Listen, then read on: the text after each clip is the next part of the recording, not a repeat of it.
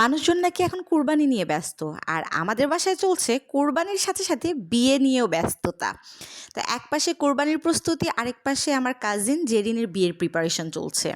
আপনারা অনেকেই হয়তো জানেন যে ঈদের পরপরই জেরিনের বিয়ে, তাই হাতে সময় একদম কম।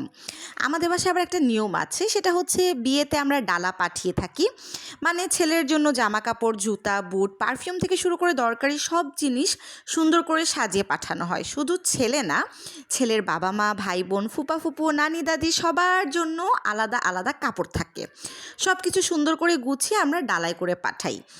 এটা শুধু আমরা যে পাঠাই তা না, আবার ওই অপর পক্ষ থেকেও কিন্তু সুন্দর করে মেয়ের জন্য ডালাটা আসে। তো সেই ডালা যেদিন আসবে সেদিন অবশ্যই আপনাদের সাথে শেয়ার করব। চেষ্টা করব শেয়ার করার, জানি না কতটুকু পারবো, কারণ ঈদ বিয়ে সব মিলিয়ে ব্যস্ততার মধ্যে সময় কাটছে। তো যেহেতু ঈদের পরদিনই গায়ে হলুদ, তাই আমরা আগেভাগেই ডালা গুছিয়ে নিয়েছি। তবে আগের রাতে না সব কিছু কমপ্লিট করতে পারিনি, কারণ দুটো শাড়ি রয়ে গিয়েছে, যেটা আপনারা দেখতে পাচ্ছেন সেটা ডালায় নেই। আমাদের ডালাটা আসলে শর্ট পড়ে গিয়েছিল।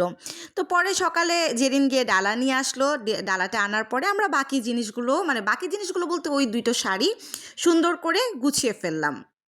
এর মাঝে আবার যেদিন হঠাৎ করে বলে বসলো সে নাকি তার হবু হাজব্যান্ডের জন্য খাবারও প্যাক করে পাঠাবে। ওরে বাবা, কি ভালোবাসা!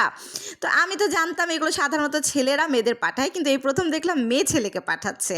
তবে ভালোবাসা থাকলে নিয়ম কানুন একটু এদিক সেদিক হতেই পারে, তাই না? তো সব মিলিয়ে বাসা ভরা এখন ব্যস্ততা, হাসাহাসি আর আনন্দ।